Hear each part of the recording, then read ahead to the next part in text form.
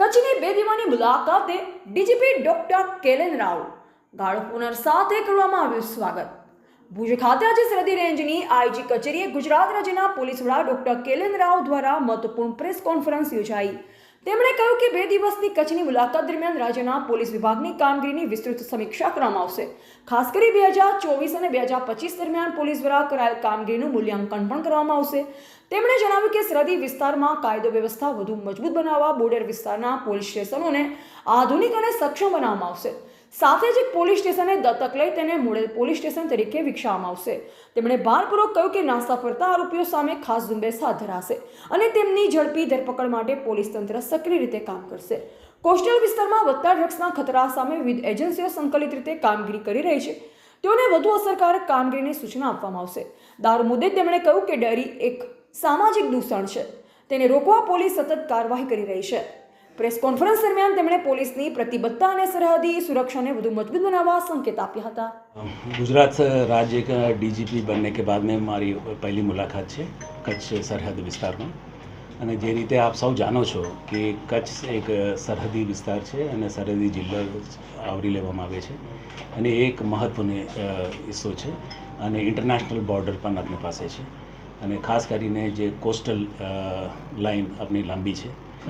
તો જે રીતે એમાં હું કીધું હતું કે સરહદી વિસ્તાર છે, મહત્વનો વિસ્તાર છે અને મહત્વનો જિલ્લાઓ આવરી લેવામાં આવે છે અને ખાસ કરીને અમારા ઉદ્દેશ એ રહેશે કે જ્યાં વિવિધ એજન્સીઓ અહીંયા છે, કેન્દ્રના આર્મી, નેવી અને એરફોર્સ અને બોર્ડર સિક્યુરિટી ફોર્સ અને કોસ્ટગાર્ડ એ બધાને એક સંકલનનું મીટિંગ આયોજન કરવાનું છે અને ખાસ કરીને આપણે આ પોલીસ વિભાગમાં જે કામગીરી છે એની પણ મૂલ્યાંકન કરવાની છે અને જે બોર્ડર વિસ્તારો છે, બોર્ડર ગામોમાં પણ અમે ડિસેમ્બર મહિનામાં આવેલા હતા। માનનીય નાયબ મુખ્યમંત્રીશ્રીના સાથે અમે આવેલા હતા અને દૂરના વિસ્તારો અને ગામોની મુલાકાત પણ લેવામાં આવેલી છે। એને આગળ વધાવતા આ વિઝિટ પણ છે અને ખાસ કરીને જે સરહદી જિલ્લાઓ, સરહદી ગામો છે એમાં મુલાકાત લેવાની છે અને અનઇન્હેબિટેડ જે આઇલેન્ડ્સ છે એમાં પણ અમે મુલાકાત લેવાની છે અને કોઓર્ડિનેટિંગ મીટિંગ પણ લેવાની છે। તો આ બધી એ અમારી પ્રયાસ થાય। સ્વાભાવિક છે કે આવતા દિવસોમાં અમે એક અલગ એક્શન પ્લાન છે બોર્ડર એરિયા ડેવલપમેન્ટનો। એની અંતર્ગત અમે સરહદી વિસ્તારમાં જેટલા પણ ઇન્ફ્રાસ્ટ્રક્ચરની પ્રોજેક્ટ્સ છે, દાખલા તરીકે આઉટપોસ્ટ હોય, પોલીસ સ્ટેશન હોય, એમને પણ વધુ મજબૂત કરવા માટે અને એક ખાસ પોલીસ સ્ટેશનનું પણ અમે દત્તક લેવાના છે। માનનીય પ્રધાનમંત્રીશ્રીનો ઉદ્દેશથી એક પોલીસ સ્ટેશનનું પણ દત્તક લેવાનું છે। તો મારે કચ્છમાં એક પોલીસ સ્ટેશનનું પણ એક દત્તક લેવાનું છે, એને આપણે વિઝિટ કરશું। 2024 અને 2025 વર્ષમાં જે કામગીરી થયેલી છે સરહદી રેન્જમાં જે જિલ્લાઓમાં આવે છે, પાટણ, બનાસકાંઠા, કચ્છ ઈસ્ટ ઓર વેસ્ટ, એ બધાને મૂલ્યાંકન કરવામાં આવેલું છે। મોટાભાગે જે ગંભીર પ્રકારની ગુનાઓ છે એમાં તો ડિટેક્શન વધારે સારું છે અને અમુક કિસ્સાઓમાં થોડા સુધારવાની જરૂર છે અને કે થોડા ચિંતાની વિષય છે। દાખલા તરીકે ફેટલ એક્સિડન્ટ્સ હોય, હાઈવે છે આપણી પાસે, એ હોટસ્પોટ્સ પણ એ લોકોને આઈડેન્ટિફાઈ કરવામાં આવેલું છે। તો એ દિશામાં આપણે ફેટલ એક્સિડન્ટ કેવી રીતે આવતા દિવસોમાં ઘટાડવાનું છે, તો એ દિશામાં પણ એક આપણી પાસે એક પડકાર છે અને સાથોસાથ બાકીના જે એન્ટી સોશિયલ એલિમેન્ટ્સ છે, જે એબ્સ્કોન્ડર્સ છે, છેલ્લા ગયા મહિનામાં જે લોકોએ 93 એબ્સ્કોન્ડિંગ એબ્સ્કોન્ડર્સને એ લોકો પકડવામાં સફળતા મળી છે અને આવતા દિવસોમાં પણ જે નાસ્તા ફરતા ભગેડો એક્યુઝ છે એ લોકોને પકડવા દિશામાં પણ એ લોકોને સૂચના આપવામાં આવેલી છે। ઇન્ફ્રાસ્ટ્રક્ચર કરતાં એક એજન્સીસ આપણે મજબૂતાઈથી અને ઇન્ટેલિજન્સ બેઝડ કામ કરે એના ઉપર અમારા ફોકસ છે। આપને જાણકારી હશે કે એક સરકારે એક નવી એન્ટી નાર્કોટિક્સ ટાસ્ક ફોર્સ એનું પણ ઉદ્ઘાટન કરવામાં આવેલું છે અને એ પણ ગાંધી બોર્ડર એરિયામાં પણ એક ઝોન આપણે સીઆઈડી ક્રાઇમના દેખરેખ હેઠળ એક ખોલવામાં આવે છે। તો એ પણ એ સીઆઈડી ક્રાઇમના જે બોર્ડર ઝોન છે એની સમકક્ષામાં રહેશે અને એમને ખાસ એટલા માટે છે કે નાર્કોટિક્સમાં એ લોકો કેન્દ્રિત કરે અને એના ઉપર આપણે કાર્યવાહી કરે, એ દિશામાં કામ કરે। દારૂ એક સામાજિક દૂષણ છે, એ એક ગુજરાત સરકાર માટે અને ગુજરાત માટે આપણે એક ચેલેન્જ છે આપણે અને એ આપણે પહોંચી વળીએ છીએ અને એના માટે જ આપણે અલગ અલગ એજન્સીઓ છે, જિલ્લા લેવલ પર પણ કાર્યવાહી થતી હોય છે, રેન્જ લેવલ પર કાર્યવાહી થતી હોય છે અને એક રાજ્ય લેવલ પર પણ કાર્યવાહી થતી હોય છે, બરાબર છે.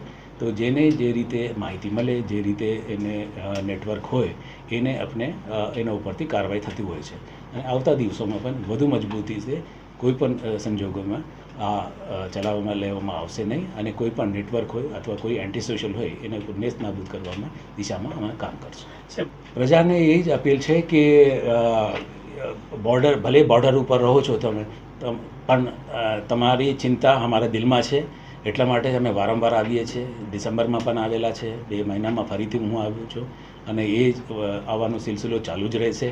અને બોર્ડરની જે પ્રશ્નો છે એ અનોખી પ્રશ્નો છે, જુદા જુદા જિલ્લાઓ કરતાં એ અનોખી પ્રશ્નો છે. ખાસ કરીને જે સલામતી માટે, પીવાનો પ્રશ્ન માટે, રોજગારી માટે, અમુક જે પોલીસના જે કલમો છે, જે ગુનાઓ બને છે એ મોસ્ટલી એ સામાજિક દૃષ્ટિએ જैसा કે રોજગારી નહીં મળી હોય અથવા ચોરી થઈ છે એ રીતનું હોય છે. તો એને બધી પહોંચી વળવા માટે અને તમામ agency, whole of government approach, અમે તમામ એજન્સી, સરકારના જેટલા પણ એજન્સીઓ છે, ચાહે ફિશરી ડિપાર્ટમેન્ટ હોય કે બોર્ડર વિંગનું હોય અથવા આર્મીનું હોય, કોસ્ટગાર્ડનું હોય, પોલીસનું હોય, રેવન્યુનું હોય, તો એ તમામ સરકારી એજન્સીઓને સાથે લઈને અમે એક કલેક્ટિવ પોલીસિંગ, આપણે સમગ્ર પોલીસ દળ, એટલે જિલ્લા પોલીસ જ નથી પણ આમાં SRP હોય, આર્મ્ડ યુનિટ હોય, ઇન્ટેલિજન્સ બ્રાન્ચ હોય, ક્રાઇમ બ્રાન્ચ હોય, ANTF હોય, સાયબર સેન્ટર ઓફ એક્સલન્સ હોય, એ બધીની સહયોગથી અને સંકલનથી એક સારું એક પોલીસિંગ આપવા માટે અમે કટિબદ્ધ છે. જે અમારા આજની યુગમાં મોટા પડકાર છે એક સાયબર ક્રાઇમ છે, બરાબર છે. અને સાયબર ક્રાઇમનો એક એ ભાગ છે કે ડિજિટલ અરેસ્ટવાળું છે. અને મોટાભાગે જે ડિજિટલ અરેસ્ટ જે સિનિયર સિટીઝન્સ હોય અથવા પેન્શનર્સ હોય, એ લોકોને લોકો ટાર્ગેટ કરતા હોય છે. અને અમે સાયબર સેન્ટર ઓફ એક્સલન્સ હવે ગાંધીનગર ખાતે એક વિકસાવવામાં આવેલું છે.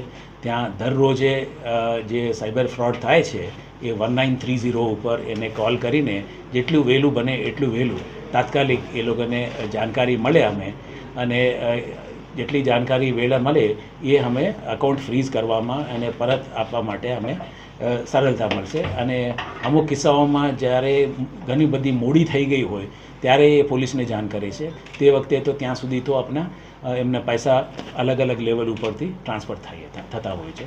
તો મારા અનુરોધ એ છે કે 1930 ઉપર જેટલું વહેલું થાય એટલું વહેલું એ માહિતી આપે, તાકે એ લોકોને એકાઉન્ટ ફ્રીઝ કરી શકે અને જે ભોગ બનનાર છે એ લોકોને પરત એમને રકમ આપી શકે એ રીતનું મકાન. જે રીતે લાંબી સફર છે, બરાબર છે, 92 બેચના જે રીતે આપ કહો છો કે ત્યાંથી અને આજની સુધી 34 યર્સ, 34 વર્ષ થઈ ગઈ છે, અલગ અલગ જવાબદારીઓ નિભાવી છે.